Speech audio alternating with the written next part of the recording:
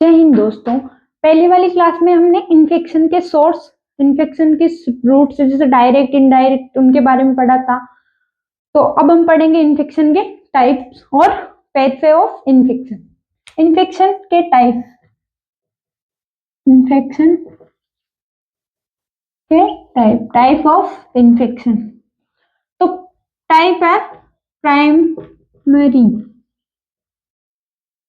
Primary से याद आया जैसे कि प्राइमरी, सेकेंडरी, टर्सरी, ये तीन स्टेज होती है। जैसे प्राइमरी में बीमारी होने से पहले बचाव करना, जैसे बीसीजी की वैक्सीन लगाना, तो ये हम बाद में पढ़ेंगे। अभी हम देखते हैं प्राइमरी का अर्थ क्या होता है। इसमें प्राइमरी का अर्थ यह है कि जिंदगी में पहली बार बीमारी होना या कुछ भी होना, जिंदगी में पहली बार इन्फेक्शन होना, क्या कहलाता है? प्राइमरी। फिर आता है अपना सेकेंडरी इन्फेक्शन। यूं नहीं कि दूसरी बार होना, नहीं, किसी इन्फेक्शन से हम पहले से ग्रसित है और एक और इन्फेक्शन हो जाना, तो क्या? सेकेंडरी, दूसरी बार इन्फेक्शन हो जाना, पहले से ग्रसित है और इन्फेक्शन हो जाना। तीसरा है क्रॉस इन्फेक्शन। क्रॉस का मतलब है कि जो, जैसे कि ये तो क्या है, ये तो मैं हूं और ये आप हो। आप क्या कर रहे हो? रो रहे हो, मतलब आप अस्वस्थ हो, मैं स्वस्थ हूं। तो आपने क्या किया, आपके पास बीमारी है और आपने मेरे को दे दी, तो कहने का मतलब कहीं ना कहीं इसको इन्फेक्शन हुआ ना, तो बीमारी है उसको, तो उसने स्वस्थ व्यक्ति को दे दी, तो क्रॉस इन्फेक्शन। फिर चौथा आता अपना रिकरेंट इन्फेक्शन। बार बार किसी का इन्फेक्शन हो जाए, जैसे यूटीआई है, यूरिनरी ट्रैक्ट इन्फेक्शन।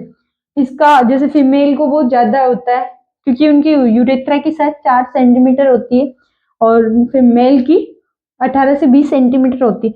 तो रिकरेंट इन्फेक्शन यानी बार बार किसी से इन्फेक्टेड होना, तो जैसे एक ही इन्फेक्शन से बार बार हमें वो इन्फेक्शन हो। फिर आता है अपना नोजोकोमियल इन्फेक्शन, इसे दूसरे नाम से जैसे HAI, इस नाम से जैसे जाना जाता है। एक H का हॉस्पिटल एक्वायर्ड इन्फेक्शन, हॉस्पिटल से प्राप्त इन्फेक्शन। कौन सा इन्फेक्शन? नोजोकोमियल, वहां के वातावरण से जो हमें प्राप्त होता है वो नोजोकोमियल इन्फेक्शन। फिर आता है फिजिशियन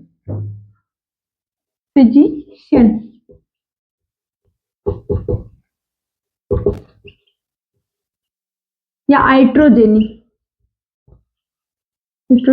वहां की स्टाफ नर्स के द्वारा हमें जो इन्फेक्शन प्राप्त होता है उसे कहते हैं फिजिशियन। फिर आता है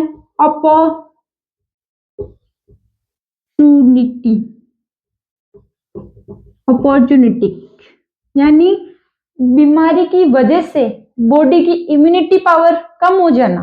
जैसे HIV, कैंसर के अंदर हमें इम्यूनिटी पावर कम देखने को मिलती है, तो जैसे HIV, इनके अंदर इम्यूनिटी पावर कम हो जाती है।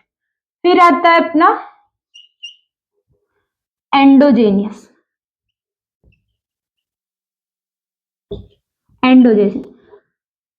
बॉडी के अंदर इन्फेक्शन होना, जैसे बॉडी के अंदर हमारे इकोलाई बैक्टीरिया जो होता है, इकोलाई बैक्टीरिया जो लार्ज इंटेस्टाइन में, बड़ी आंत में पाया जाता है, इसका दूसरा नाम है कोलन। तो एंडोजेनियस अंदर के ऑर्गन में इंफेक्टेड करना, अंदर के बैक्टीरिया से इंफेक्टेड करना। और एक्सोजेनियस यानी बाहर जो बैक्टीरिया, उससे बॉडी को क्या करना? इन्फेक्टेड करना। जैसे टाइफाइड साल्मोनेला टाइफाइड बैक्टीरिया होता है। फिर आता है अपना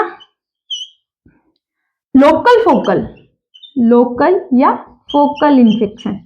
लोकल फोकल इन्फेक्शन का मतलब है कि जैसे हमें किसी एक ऑर्गन का इन्फेक्शन हो, जैसे मुझे टंग का इन्फेक्शन है, तो किसी न किसी एक ऑर्गन का इन्फेक्शन होना लोकल या फोकल। एक और है अपना सब क्लिनिकल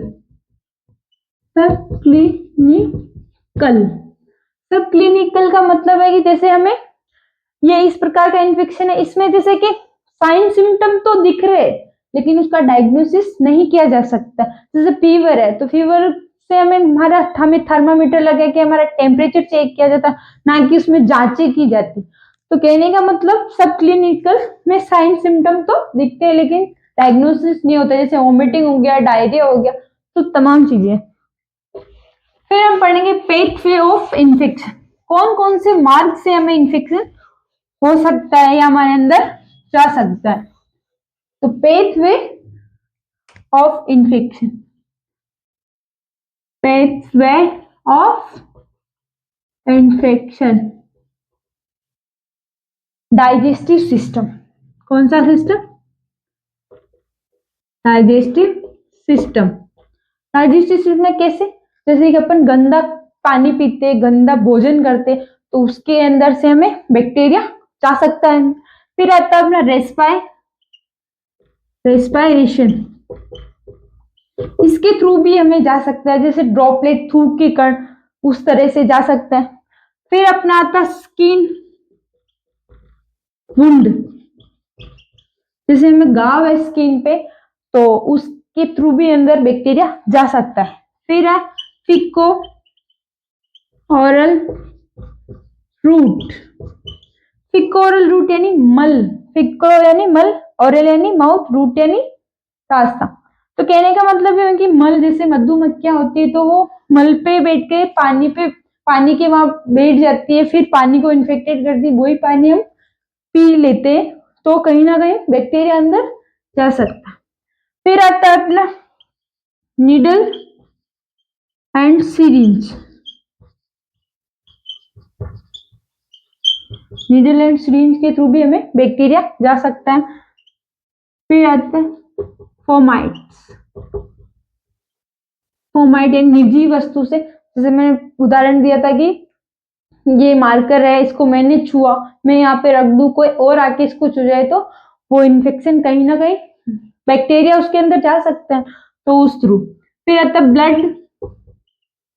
ब्लड प्रोडक्ट या ब्लड ट्रांसफ्यूजन के थ्रू भी जा सकता है। जैसे किसी को मैंने ब्लड डोनेट किया और मेरा ब्लड इन्फेक्टेड था, वो मेरा ब्लड किसी और को चढ़ गया, तो कहीं ना कहीं उसके ब्लड के थ्रू भी हो सकता है। तो कहीं बहुत सारे रास्ते हमने पढ़े किस किस थ्रू से हमारे अंदर बैक्टीरिया जा सकता है। तो पहला हमने डाइजेस्टिव सिस्टम पढ़ा, फिर रेस्पिरेटरी सिस्टम पढ़ा, फिर स्किन वुंड के थ्रू, फिर हमने Fico oral route, needle and syringe के थ्रू, फोमाइट्स के थ्रू, ब्लड एंड प्रोडक्ट्स के थ्रू। तो धन्यवाद।